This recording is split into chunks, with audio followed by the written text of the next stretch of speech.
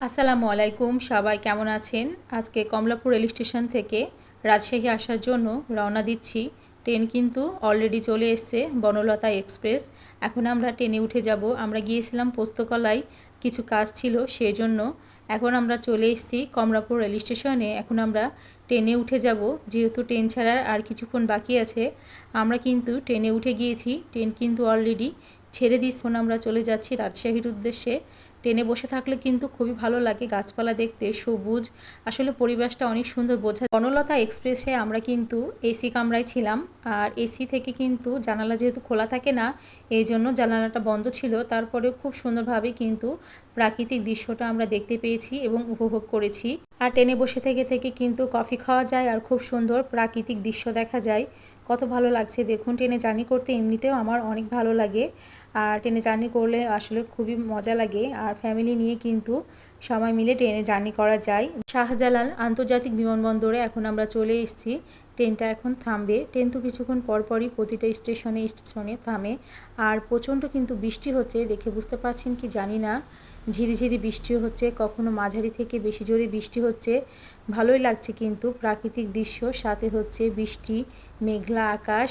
এই তো আমার মেয়েও বসে আছে দেখুন, ও তো খুব এনজয় করছে, জানালার ধারে বসে আছে, সব কিছু দেখতে পাচ্ছে আর একটার পর একটা প্রশ্ন করছে ও আমাকে। আর এই তো আমরা ট্রেনে জার্নি করে চলে যাচ্ছি। এখন আমরা কফি অর্ডার করব, তারপর কফি খাবো আর প্রাকৃতিক দৃশ্যগুলো দেখব। ট্রেনে জার্নি করতে ভালো লাগে, কিন্তু খুব একটা ট্রেনে যাওয়া আসা করা হয় না, বাসে বেশি যাওয়া আসা করা হয় রাজশাহী থেকে ঢাকা। আমরা চলে আসছি কিন্তু শাহজালাল বিমানবন্দরে। এখন এখান থেকে আবারও গাড়ি ছেড়ে দিবে আর আমরা চলে যাব রাজশাহীর উদ্দেশ্যে।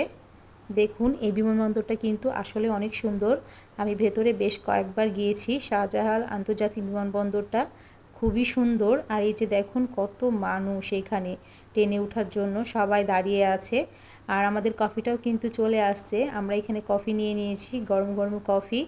আমি তো গরম গরম কফি খেতে খুব পছন্দ করি, আর আমার মেয়ে তো গরম কফি খেতে পাচ্ছে না, এজন্য ও আমাকে বলছে এত গরম কেন। তারপর দেখুন খুব বৃষ্টি হচ্ছে, বৃষ্টিতে কিন্তু খুব একটা বোঝা যাচ্ছে না।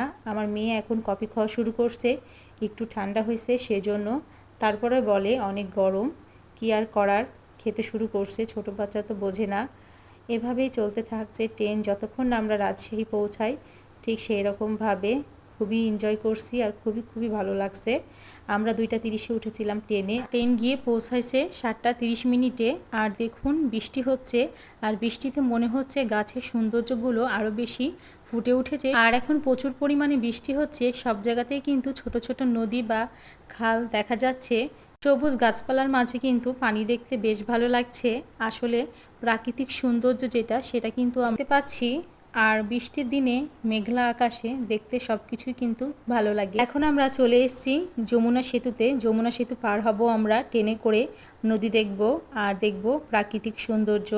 নদীতে নৌকা, লঞ্চ সব কিছুই কিন্তু আছে দেখুন। আর নতুন সেতু এটাও দেখতে ভালো লাগছে। আর পানি মোটামুটি আছে নদীতে, নদী পার হতে কিন্তু অনেক ভালো লাগে। আমার কাছে নদীতে খুব ভালো লাগে। এই তো এখন আমরা নদীটা পার হয়ে গেলাম। এখন আমরা প্রায় কিন্তু চলে এসেছি রাজশাহীর কাছাকাছি। আর সেই মুহূর্তে কিন্তু প্রচণ্ড পরিমাণে বৃষ্টি শুরু হয়েছে, দেখে কতটা বুঝতে পারছেন জানি না। আমরা এখন পৌঁছে গেলাম রাজশাহী রেল স্টেশনে। এখন আমরা কিন্তু ট্রেন থেকে নেমে যাব। ট্রেন থেকে নেমে গিয়েছি আমরা। আর এখন আমাদের রাজশাহী রেল স্টেশন কেমন আপনাদেরকে একটু দেখাচ্ছি। দেখুন কমলাপুর রেল স্টেশন থেকে রাজশাহী জার্নিটা অনেক ভালো ছিল, আর খুবই মজা পাইছি আমরা জার্নিটা করে।